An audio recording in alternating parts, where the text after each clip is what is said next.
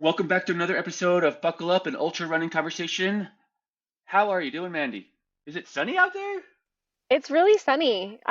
Enjoying this beautiful spring weather. I've got my bro shades. Do you recognize them?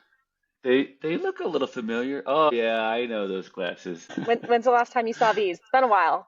I think it was at Hope Pass. We just talked about it last week. At the top of Hope Pass, maybe August 17th of 2024, roughly, maybe 4 o'clock in the Yep, afternoon.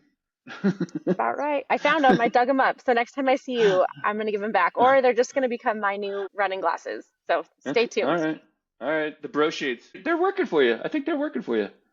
Yeah, they're working. I'm gonna go with them. My kids are not gonna find these amusing though. My 12-year-old is going to give me a really big eye roll if he sees me wearing these. So You're a boy mom, right? I am You got two boy mom. boys. So when we talk about reasons to run ultras, reasons why being a boy mom is one of those for me. They're 10 and 12.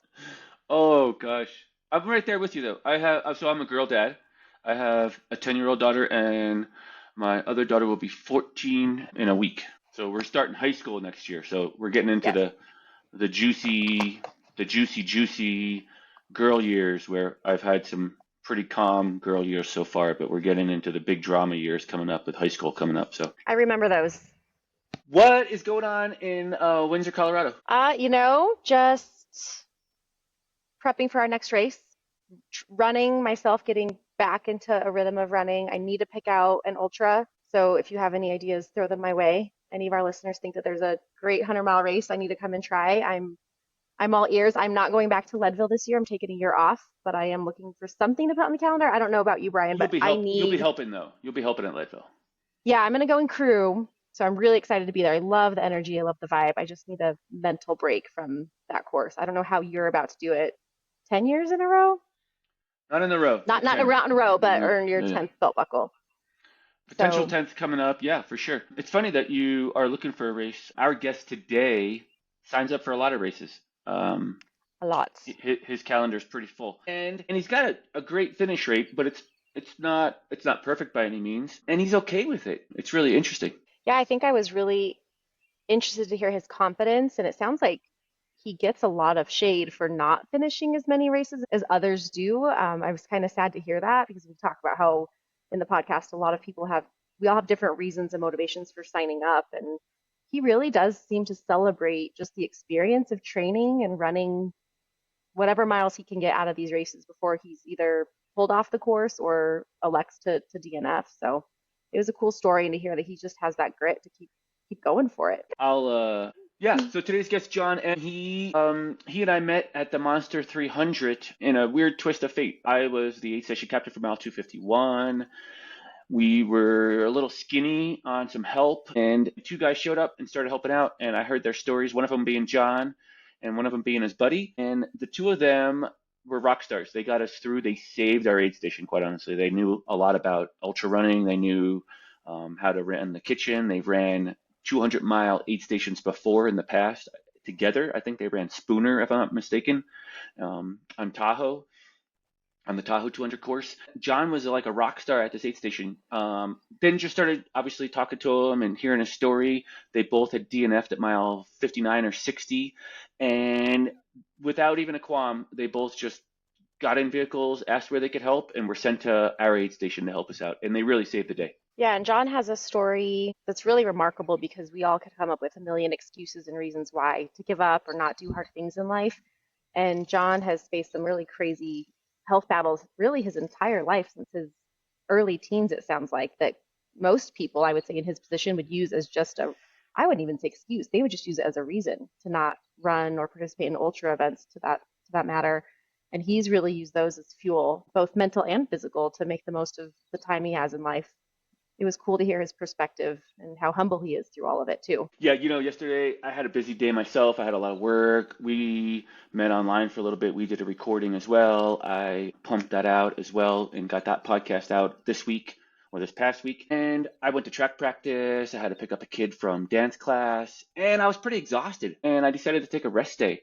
But that's not a great excuse. And especially when you hear John's story, you're like, man, I probably should have went and ran because John's going to go out and run as well. So I think it's going to be my new mantra in my head is like when I'm tired and I don't feel like doing it, like John's going to get out there and do it today. So I got to go get it myself. It's a really great story. I knew it when I met John at the aid station that I really wanted to hear more about the story itself and get him on the podcast and get him on the show. So I'm glad we were able to connect with him.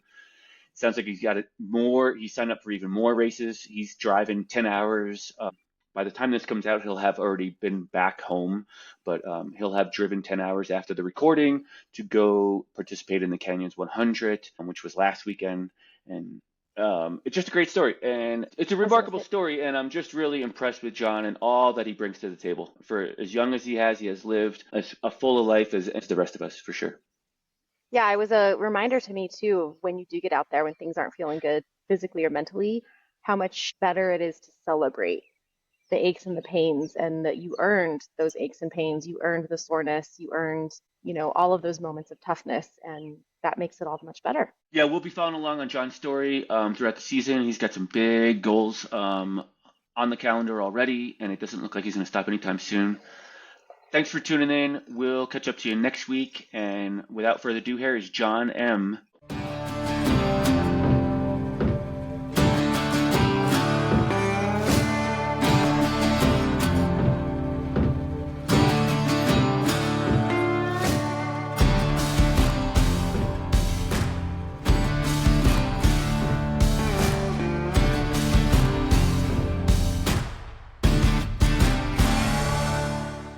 Hey, thanks for jumping on the call this morning, John. I appreciate you taking some time out of your day to share a little bit about your journey with us. Who is Jon DeMar? Who are you, John, for the guests listening? I don't know. I guess I keep trying to define that. But I'm a confused Ultra sign-up user, somewhat addicted to it. That's honest. That's honest. Don't know what that reflex is, but it does scratch an itch for sure. But you should have reward points with that. Like, that should be a category for purchases. It's like using reward points. Frequent flyer miles. Add up quite a bit. All right, how old are you? Where do you live? What else? What pays the bills, I guess? Maybe some 10,000-foot questions. Yeah. Well, 36. I'm like, gosh, how old am I? 36. Live in SoCal. And I'm medically disabled, so I'm on a fixed income. Kind of look at it as like a retired life. You know what you're going to get, and you have to budget off of it. All right. And what turns the gears is, again, just signing up for more races. Apparently, I have a bad habit. So I was digging in your Ultra sign-up, John. Oh, first off, how do you pronounce your last name? It's Maaraoui. It's yeah. So that's what it is. Yeah. Nice. So John M. So John, I was checking out your Ultra sign-up, and man, you got some races under your belt, man. You got some big ones, 100 milers, a 50K, another 50K, a 50 miler, Run for Kids 48 hour, Beyond the Limits 50K, or the Blue 50K. Yeah, just a ton of stuff in here, man. This stuff looks awesome. And if you were the layperson and you were just kind of like scrolling through and you found John M. and you looked at his Ultra sign up, you think he's just a normal Ultra running dude, but it's far from the truth. So let's back up and figure out how you got into this space and what challenges you've had to get here. Yeah, in short, I was dared by a friend to try something new, to get uncomfortable, because I didn't even know the terms like through hiking or any of ultras, any of those terms or races, but I would just be a hiker every day with 6, 10, up to 20 miles a day, usually with a weighted vest. And that was most days of the week because I have the time and it kept me healthy. And I was doing that for years until a friend who does quite a bit of ultras for his age challenged me. He's like, hey, do something new. You've been training for these. I'm like, I don't run, I walk. And he's like, there's a lot of walking. And so I think that was my background going into it, was just lots of hiking. And so my learning curve was, I think, better because I didn't have to learn how to hike. And I feel a lot of runners, when they make that transition into ultras, they don't know how to hike. They know how to run, a whole different mindset. So I had to pick up running when I could, and that's what got me started into it. I think my first race was the Newport Beach John Wayne Grit 25K. And it whooped me so bad, so poorly. I never felt so out of shape. And at that point, I spent years like working on aesthetics training. Like I just wanted to look healthy. I wanted to look lean and fit, and didn't really care about performing because no one asked anything of me. And so that was like a first realization, like it's more than just flexing in the mirror, let's say. And so from there, I jumped onto the Holcomb Valley It's like a 15 miler. It was the next weekend, and that one's more local to me. But it's at elevation, and I shaved over an hour off my time just from confidence, like believing I could do it. And then that's when it switched right there to longer distance, so the 50K and up. And 50Ks, I think, are more fun because, it's temporary. So your day, you can go on and have an afternoon and do stuff with other people. So that's why you see a lot of 50Ks in there. And I'm not someone who's going to go out and do a long run. Like, I don't know what the hell that means. Like, I can't go do that kind of run. So I'll sign up for 50Ks for anxiety to get myself out there.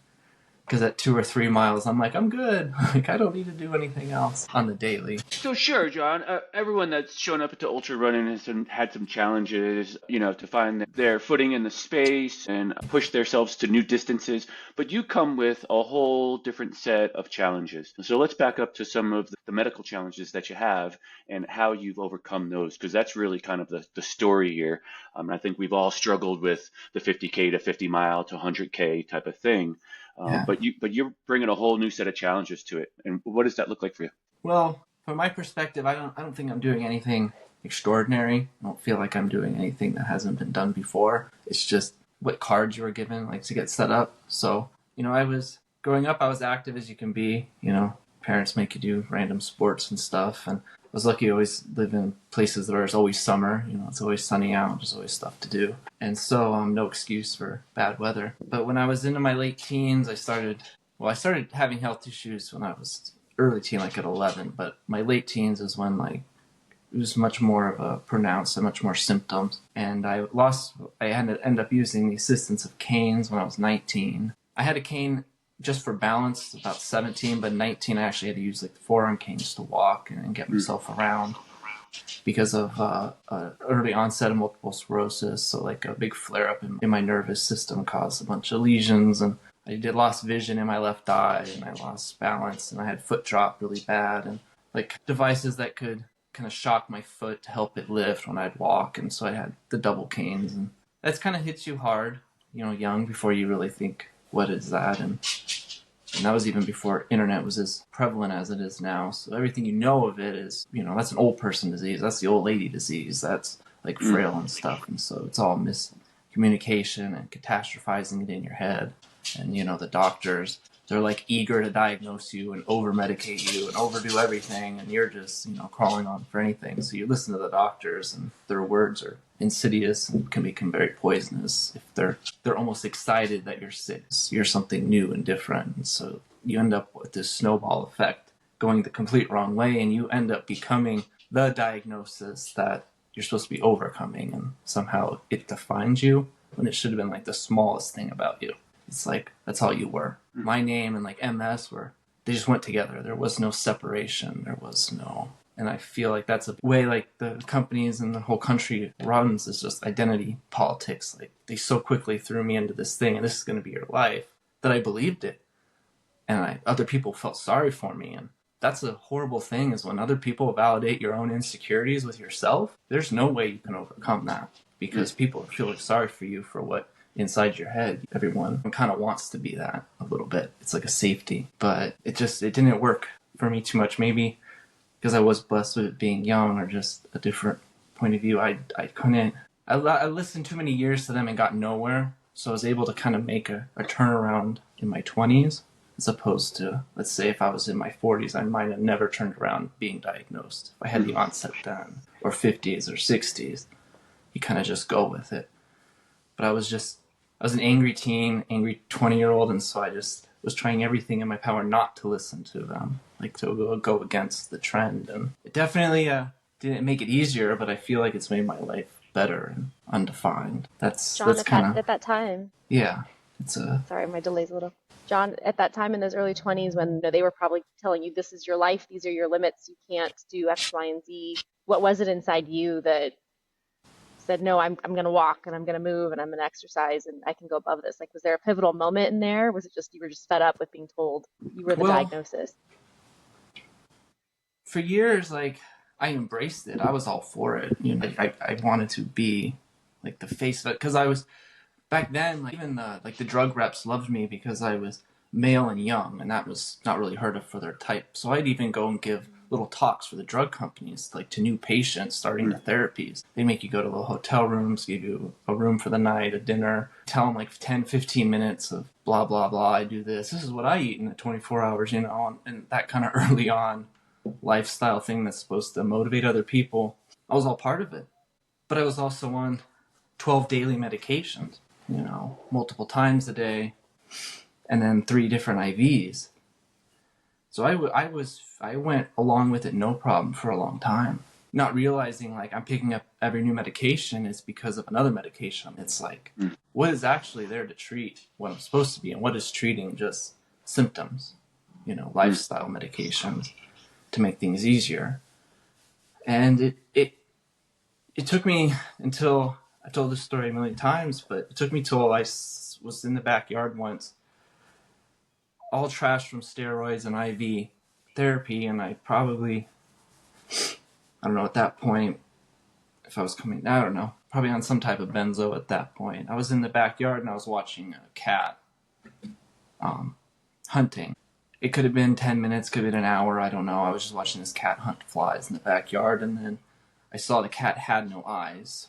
I made the realization that the cat was blind, and that really stuck with me for a long time. And I kept thinking, like, that cat wasn't ever told by a cat doctor that you can't hunt for yourself, you can't provide for yourself, you're going to be less than, you're going to be dependent, you're going to need help with this. And that really resonated with me, thinking like, what if I wasn't born in this day and age, where diagnostic medication is prevalent? Or what if I was born in a third world country where we didn't have access to things like that? What would have been wrong? Well, nothing would have been wrong with me. I would have just had to buck up and get it done. And so I started to disconnect the words from the illness. And at that point, that's when I started to use, I had tons of physical therapy prescribed to me, but I never used it. It was never pushed on me. They're like, well, you have it, but it's better that you rest. It's better that you rest. And I realized like I was tired of resting. I was just restless. I was so uncomfortable. And that's what got me back out into doing like the warm water therapies and resistant pools, learning how to just get gait back, with a little harness that holds you up. And then that little bit of walking became walking to therapy, 2 canes to 1 cane, to walking as far as I could. I would just run out of places to walk, so I ended up on trails, because there's a lot more access. And at this point, we was in Salt Lake, so lots of mountains to go up on the Wasatch. And then hiking, and then walking and hiking, and never stopped. And then you get to the trail running. Jon, how long do you think from the change of mindset when you saw this cat and had this realization that you can do something different and you could try at least, right? How long until you were fully up and walking on the trails and getting out with the weighted vest? A couple years. It wasn't anything that was overnight. It was, like I said, it was, if I could walk 100 feet, then that's all I could walk, unassisted. And it just became more about taking away. They refer to stuff as like crutches. Well, this is a crutch. Well, at some point, a crutch becomes a tool. You're using it every day. I had a wheelchair. I didn't use it. It was just at home because it was a crutch. You're already tired. You're at home. Just use that to get to A to B, like in the house. And at that point, when you're starting to cut corners like that to rest, you're losing all the minor things. And so it was years of nothing I would even consider like it was years of less than a mile at a time, and then trying to find reasons to do longer ones like charity walks or stuff like that. Like MS always has a walk, which is more like a wheelchair extravaganza, but lots of little walking and stuff like that. But years and years until, let me think, that was really into the mid to late 20s is when it became to where I was doing 10 more miles at a time with a weighted rocks in my backpack, and then it became a weighted vest from there. And so, but it was a never-ending thing almost every day, because at one moment I would take a day off, I could feel it mentally, I at least could feel that I was struggling just the next day. And if I went a couple of days, it was a physical loss that I could tell, and I still suffer from that today. So I tend not to do breaks or rest days or tapering or any of that people love to talk about, because I feel like it's too detrimental to take too long of one. But I'm not a long runner. So John, did you in this process? I mean, gosh, years is a long time. Like, and every day has got to be a struggle. And so, were you just looking for little wins from every day? I mean, is that essentially how it goes? I mean, it just seems so long of a process, and to keep the mindset there. I mean, I guess the opposite, the other spectrum is what, like to go back to being on the drugs and laying around, right? well, the other option was just to die, sooner than I should, to not have any enjoyment, to not have any loss, but not have highs. It's that misbalance between the two, because you just have everything so controlled. You're not just existing through the motions, but there's nothing that brings you joy. There's nothing that brings you fear. There's nothing that's formidable that you're dealing with. It's just you're getting sicker and weaker and mentally losing the battle. And once you do that, then there's no point. But when you say like the small little things, of course, I think anyone that's been through any type of like even mental health struggle on that side, like it's all the little things in your daily life that add up to like a beautiful picture. It's not, you can't just look at all the negatives all the time. And that's the same way with anything you do, especially with physical side too. It is the little things. Yes, I'm going to be in horrible pains and crampings, and a lot of people are like just kind of keeled over, like they want to know why I always look grumpy. I'm just in pain. Like I have a grumpy face. I can't help it. I just glare a lot. But it doesn't mean I'm like in a bad mood. And you're just remembering that like the pain that you're in at the end of the day, you feel like you deserve it because you worked out, because you were active. And that's normally a reward. Like you have to trick yourself to like the pain, enjoy the pain, Pain is weakness, leaving the body, all those little gym motifs. But they help because in your mind, like you figured, well, I worked my ass off. I tried as hard as I could, and you feel like crap. Well, that's a nice feeling because you worked for it. But if you do nothing all day, like vacuuming is a hassle to you, and you're just weak and you're just going from A to B, you're going to hurt anyways. And that pain is a lot different. It's much more powerful. You're a lot smaller compared to its shadow, and not thinking you can ever get around it. And so it's like anyone that's ran an ultra of any distance, it's not a high or a low, it's the medium between them, because you're going to have them all the time. And so just keep the momentum moving forward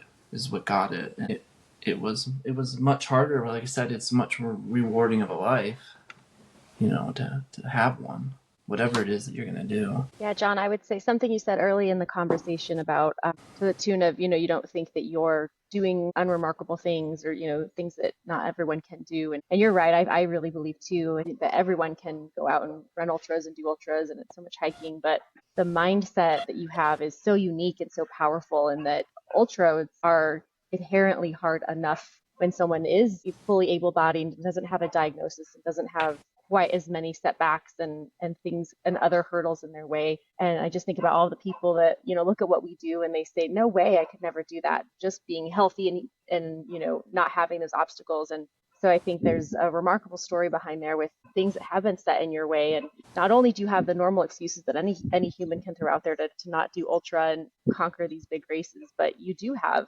some hurdles and health concerns that you continue to overcome. So the mindset is pretty remarkable. Yeah. So you're telling this story to our listeners, I think you're being very humble about some of the obstacles you've overcome, but it sounds a lot like at the beginning, it was kind of more mentally rewarding than it was challenging at first. Did I get that right? Like it was more mentally rewarding for you than it was like mentally hard to go out and overcome the pain of it? Yeah, well, because the mental dealing with it, I don't think anything that you're doing, it's the same. So it's not like you're choosing to be that mental side. The physical, it's much more, but like you're saying, the reward for once you do it is all mental. Physical's fine, but the commonality of like not doing anything makes your brain like feel safe in itself, like a warm blanket that it doesn't need, and then when you physically push yourself, you kind of get exposed to what warmth really is. And it's interesting like how many runners out there have their own things that they're overcoming. It's for sure like a trauma sport or something. Like there's something people are out there, few and far between, that no one's has something not going on. But That is true. it's quite a journey. And I believe with you, I think anyone can do a 50K for sure. I don't care. Not everyone can run a marathon, but I believe everyone can do a 50K. But that's, again, a mental game that people haven't. Our society just coddles too much to being comfortable, that it's made everyone so weak. that they don't know who they could truly be in that one moment, and that's what's so interesting about like the high you get from the ultras is that person you get to see in yourself. Maybe it's someone that everyone else sees, but you don't believe it. And in that moment you can, because it's not everyone can fluff themselves up and be all the time online. So it's nice to kind of break apart that in those moments and see like you're so much more than who we like to limit ourselves to be. Because that's what we're really the best at, is liking the control that titles and everything gives us to like fit in. Yeah, setbacks, I think that all goes part of it. Like I said, if I didn't have the life I was given, I wouldn't have the time and opportunity to do what I'm doing now. So it's like if I was healthy, born like healthy, I would not be who I am today, and I wouldn't recognize who I am, and I probably wouldn't even like the person, to be honest. Just for like default personality trends I would have, I probably wouldn't have quieted those and saw a bigger picture and been humbled. Yeah. And so I wouldn't change anything, because it's given me the gift, and especially like meeting the community of everyone that's in this trail running is amazing. Some of them are better than others, but for the most part, it's a pretty good pick of people. We agree. So, We're biased. We're a biased group here, John, but we do agree. We do agree. You're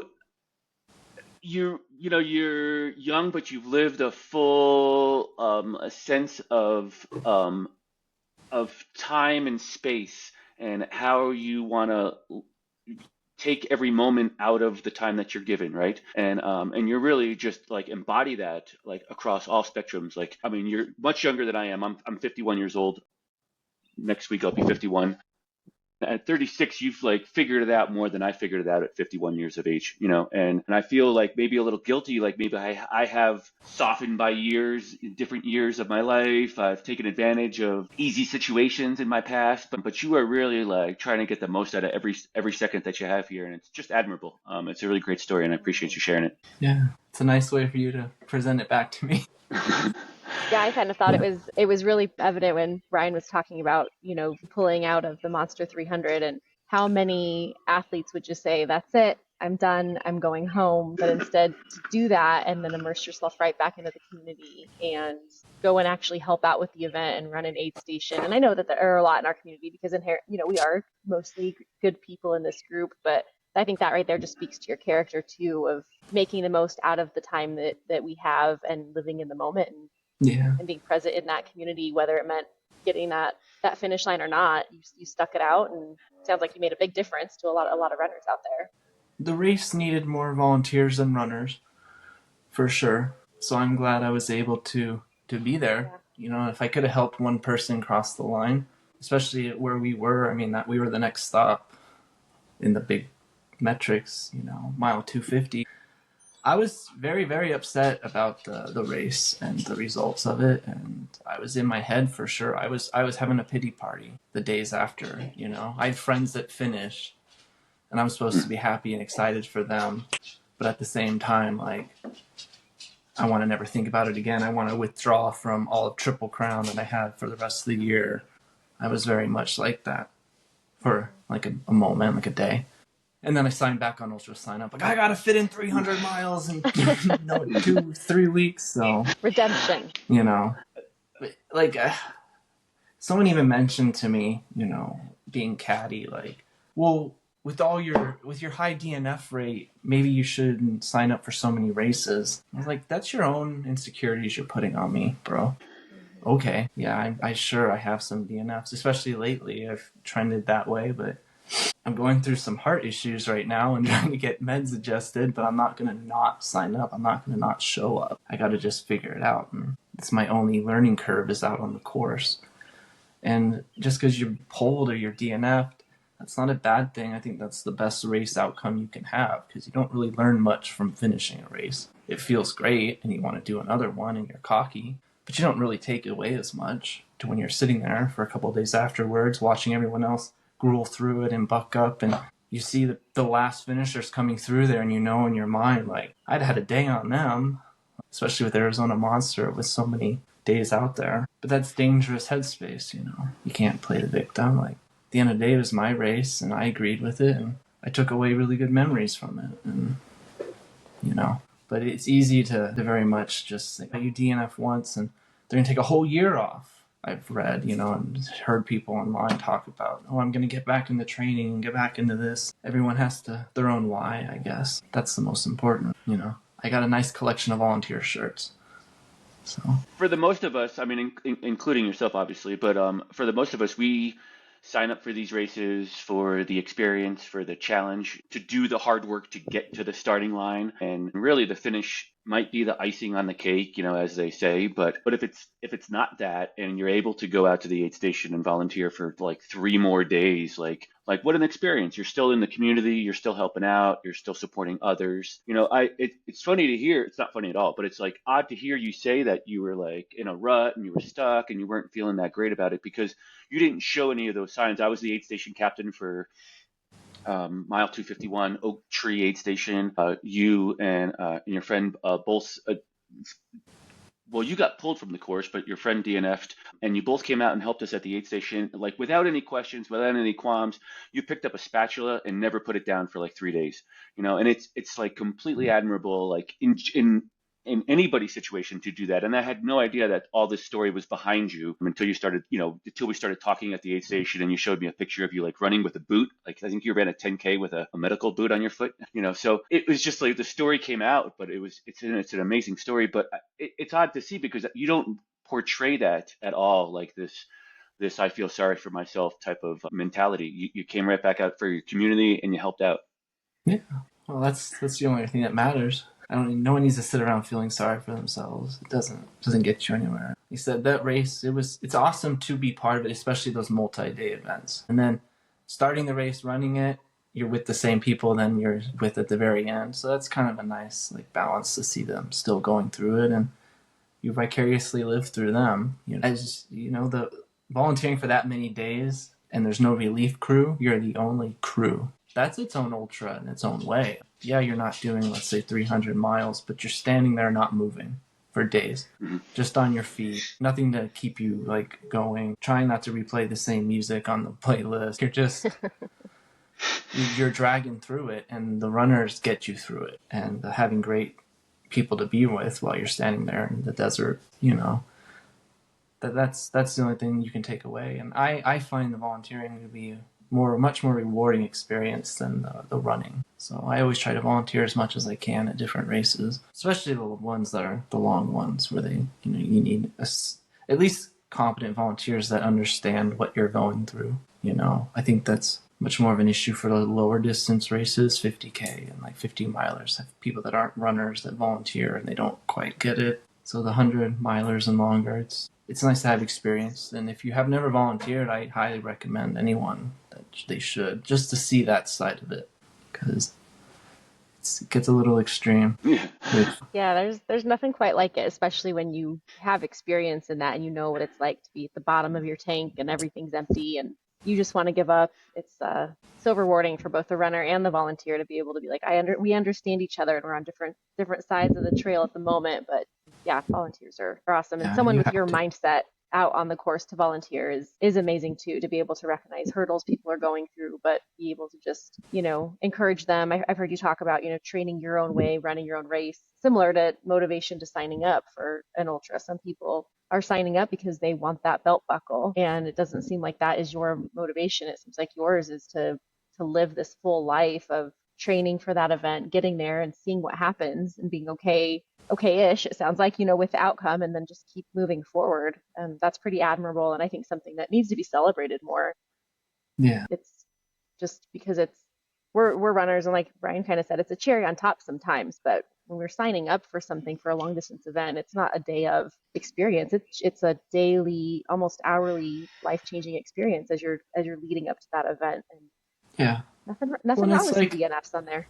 It's just another investment in yourself too. Every time you sign up, it's an investment that pays farther out in the future, but much more rewarding. People spend money on all sorts of silly things that don't actually come back to help them, or just are temporary pleasures. And this is, your reward for it is endless. You carry it for life, and you see those people wearing their Ragnar shirts from 10 years ago. They're still wearing that one shirt they got, There you go. But so like that's an investment just to remember what you were able to do. That's why I've always told as many people as I can, do a 50K. Get out there one day. Find one with a long cutoff time. Get out there. Be miserable. Be horrible. Cuss yourself out the whole time you're doing it. But finish it. And just think about how you're going to change your perspective on how you go into situations. Or for me, like how I believed in other people. It completely changed how I approached like a stranger. And I always thought I was always very empathetic and welcoming to people, but way changed. Like I didn't realize at all my baggage I was putting on strangers until I ran my own, you know, and met everyone out there and realized it is a lot more going on than people know, you know, and that's just one of the aspects of the trail running community. It's wonderful. He said I just keep going. I just have a full year full, and it's already been a full year so far. You know, and that's what gives me excitement is looking forward to that. Oh, now I just need to get to the race tomorrow and gotta actually pack up and drive up there. But, yeah, you have Canyon's 100 tomorrow. You signed up last minute, it sounded like. Yep, like the day before they cut it off to sign up. That's awesome. And then what else is on the radar coming up? It was on the May 15th. I saw it a second ago. That's the Born to Run. Yep, so you got Born to Run coming up, and then you have the Triple Crown. You also have Uray on here. I remember we talked about Uray, right? Yep, and Uray and Wasatch. Yeah. And we're going to be at Wasatch together, Wasatch Front. Yep. Yeah, jeez, it's packed. It's awesome. Oh, and I'll be at Moab too, at some capacity of volunteering again. Yeah, Triple Crown will be good. Definitely going to go into it differently than this one. Mm-hmm. My group just all forgot to run their own race, and it just turned into this cluster. Like I said, a million excuses. At the end of the day, I just didn't finish, so... I'm glad that I was there to see a couple of friends finish, though. I wish I was part of that dazed and confused crossing the line.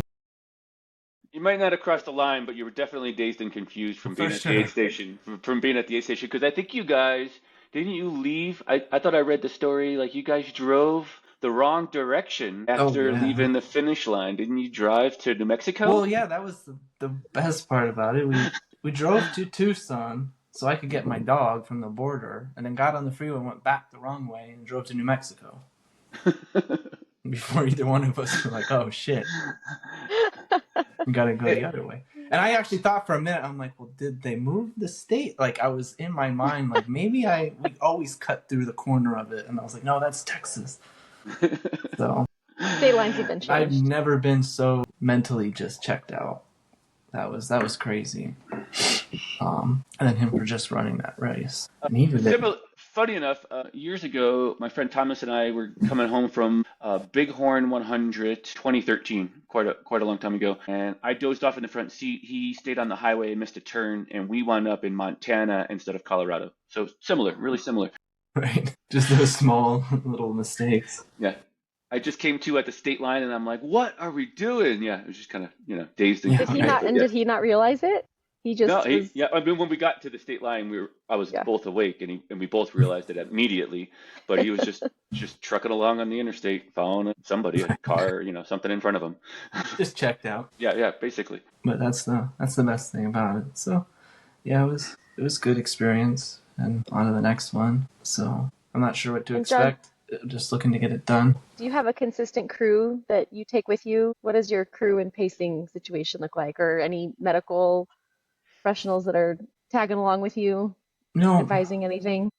I've used crew and pacers one time, and they didn't show up. So I've never used them again. Fire those friends. Too stressful to and it was a race where I kind of needed them. So it was that Mogollon Monster. Mogollon, yeah.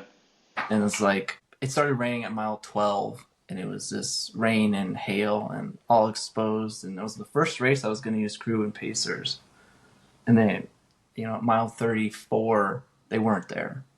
So I was already saturated, and I didn't have headlamps or stick or trekking pole or headlamp or layers or anything. So then I had to go through to mile 54 through the night.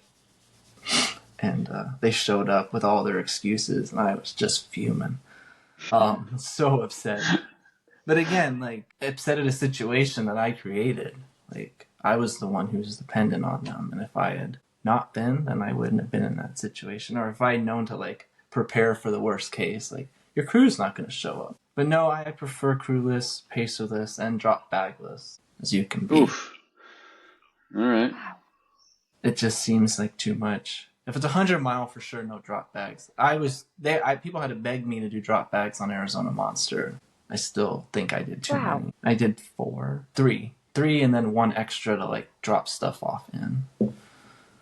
So, but like I said, I didn't get to see my plan work because I didn't finish, but it should have been okay. So, and then medical, no, I carry a medical note in my thing with my medications. Other than that, I don't really sweat it. They're kind of more just less they know, the better. To go back to the meds, John, you know at the worst of the illness, you said you were taking a lot of medications and medications for medications. Has that really backed off as well? The amount of medications you take? Well, it's switched because before I was on the disease modifying medications for the MS, which are all just like these high dose steroids, and they all fall into chemotherapies, but it's not like chemotherapy for cancer. They're just DNA modifying medications. And so I was on 3 of those, and then plus then medications for that. So that was 12 in total, and 2 of them were IV therapies. And I did that for years. A handful of them were all like for pain management, for either like muscle relaxers, to narcotics, to like nerve suppressant ones like Lyrica, and like so years of those. And I stopped taking the pain ones at first. They were the easiest to get, and then remove more and more medications to where I went a couple years med-free into my late 20s, early 30s. And then my cardiac, I've been starting to have cardiac issues, and that hit me last year. It had to have been it had to have been June last year. I got, right after Holcomb Valley, I was hospitalized for a week in the cardiac ICU because my heart rhythms, my arrhythmias were all over the place. And I had what they call ventricular tachycardia, and I didn't know. I mean, I've heard of stuff, but I was like, well, whatever. So I just went by the hospital and ended up with a defibrillator on my chest and in the ICU because I was in VTech, and they're like, this is the most dangerous heart rhythm you can have. So it started getting exaggerated. They're like, your infraction rate is down, so your cardiac's going. This was a week or 2 before Vermont 100. And I was like, guys, this is really bad timing, because they wanted to go in and put an implant in my chest to monitor the arrhythmias. So I went and did the Vermont 100. And then when I came back from that, I had surgery. And I've been on, unfortunately, medications, for cardiac medications ever since, because I can't seem to get ahead of it. And it's very hard, because I was always so much more on like mind over body, and what diet that was so locked down. That was one of the hardest things to adjust with ultras, was changing my diet.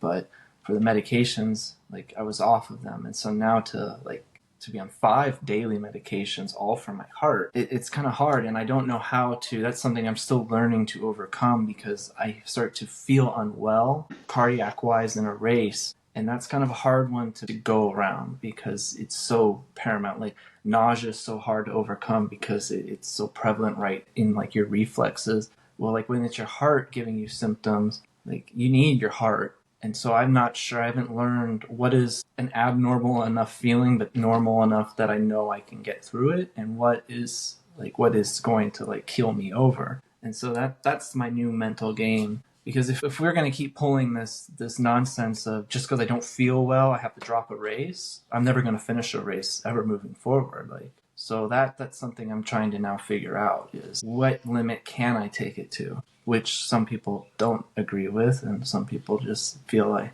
know better is best for what is best for myself. And so that's something that I can't be prisoner of, and that's another reason why I signed up for 2 more races, just to have more time to practice that. Like canyons, that's a tough run, but they give you enough time and enough aid stations. I should be able to recover. And Born to Run, it's an amazing course in Santa Barbara County. I'm hoping to hit 200 miles, so on that for the 3-day,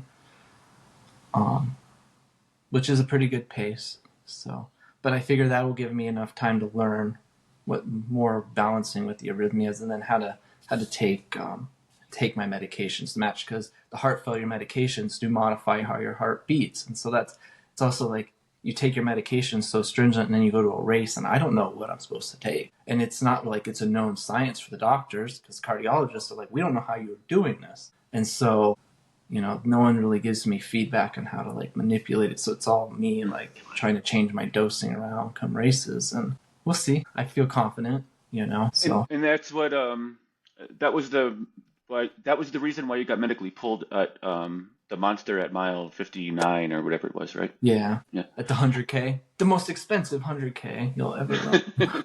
Yeah. But yeah, again, that was not myself. That was friends forgetting to like just act as if you don't know me. Like I'm just someone else on the course. You're just running by. Like they forgot to let me to run my own race, and at first I forgot them to let it. And they were both freaked out too much to the point where they got everyone else freaked out, and I just wanted it all to go away. I wish they would have just left me at the aid station for several hours. I could have sat there and then continued on. But when they're all there huffing and puffing and they're getting the medic all worked up and it's just this big, you're just like, maybe go away, fine. You guys are going to pull me. But it hurt big. It shook my confidence a lot to lose the confidence of my friends because I was always so used to like them 100% encouraging this type of behavior, and then they weren't. Were your symptoms something they had never seen you go through before? Like there was something alarming in that moment? I don't know. It's hard to say. What they're seeing is different than from what I see. What I see is like, I just ran 60 miles through the night in the desert. Like I'm not feeling the best, but like, are you feeling the best? Like, are you ready to go? And we all went out way too hot, for that long of a race. And we all dilly-dallying because we were in 3 different groups, and so we were trying to balance, like catch up and slow down and try to find that balance because we wanted to run together. Well, we have hundreds of miles to figure out where we're going to be, and so it kind of just collapsed. I was like more like, I want to be with my friends, and I was the only one in my group, and they were the ones split apart, and I was just in the middle group. So I don't know. I did get rhabdo before out on a course and had to be like carried off the course, and I think they were more worried about something like that happening just out in the middle of nowhere, from the heart not beating enough to getting enough oxygen around all the muscles. Caused a really bad situation earlier this year. And so maybe that's still a little fresh in everyone's mind, but at the end of the day, the one finished, so that's what matters. So I think 7 of us, 3 finished. So not quite as good as their 70% finish, but almost. But like I said, it's okay. It's the new heart stuff is hard to figure out, but like I said, erring on caution. It's fairly new. I mean, it's not even a year old at this point, the heart condition that you're trying to work through and figure out and balance. So it's going to take time, like anything, Yeah, it is, for sure. Like I said, and if you get comfortable, then you're not doing it right. It's just another thing to balance or to master, for sure. But it's right there, so you feel it, but apparently I looked it because I didn't really say much to them other than how I looked, so they felt it was enough, which is unfortunate. They'll have the race next year, I'm sure. How about you? Will you have a race next year at the 300? Oh, I don't know. We'll see. I'm not opposed to it, but okay. This year been a pretty big splash. I can't even start to think about next year already. It's true. It's true. Let's just get through at least half of this year. One at a time, right? One at a time. Right. So we'll see. Like I said, I'm excited for this one tomorrow. So at least to get a finish done, So we'll see. Jon, we appreciate your time. Gosh, this is just an amazing story. I'm gonna keep following along. I just looked at my calendar, and I'll be in Vermont when you're in Uray. But if you want to come out and run on the course, I think we talked about it before. But come on out, and we'll go down to Uray and run the course. Yes, that'd be awesome. I'm familiar with it as well. I think I finished it in 23, and I did the 50 in 21. Oh, nice. I heard the 50 is harder than the because of the cutoffs. They're saying like the cutoffs are a little tighter. Yeah, both were tough. Both were challenging in their own right. It's a tough area to run or hike really fast. Yeah, right. There's not much running going on. Some of the downs are so steep that it's hard to even run the downs. That's good though. Yeah, it was great. It was great to learn more about you, Jon, and look at your ultra sign up resume and all of what I appreciate when I see a resume like that is like there's something that keeps you coming back for more. And I appreciate that tenacity and that grit. I love when you look at that and you're like, man, there's got to be a deeper story here why this guy keeps signing up and coming back. And I think you're doing life right. And it sounds like you're taking every minute and making the most of it. And so keep inspiring and keep that up. And I hope that our cross path on a trail sometime soon at a race. But it was great learning more about you. And yeah, I think you've got a gift and your humility and just I don't know, tough work ethic here it's evident, and it's a gift to our sport for sure. Yeah. Well, everyone out there is, from the sign up to showing up to struggling through and finishing or volunteering, whatever, any aspect of it takes a lot of perseverance and strength, which is just so inspiring about the community as a whole. So. Yeah, and like you said earlier, everyone has their own struggles with it and their own reason why. It's fun to hear all the different sides of it. You have a good basket full of excuses to sit around and not do much, John. And quite honestly, and I don't think that's in your near future. So I commend you for that. And maybe tomorrow when I'm not feeling it, I'm gonna reach back and think, man, John's gonna go out and do it, so I better go do it too. There you go. We'll keep an eye on you, John. We appreciate your time, and we'll let you get on the road. And best of luck this weekend and all throughout the summer. We'll keep an eye on you and check back in. Okay, sounds good. Thank you all. Good luck tomorrow. Yep.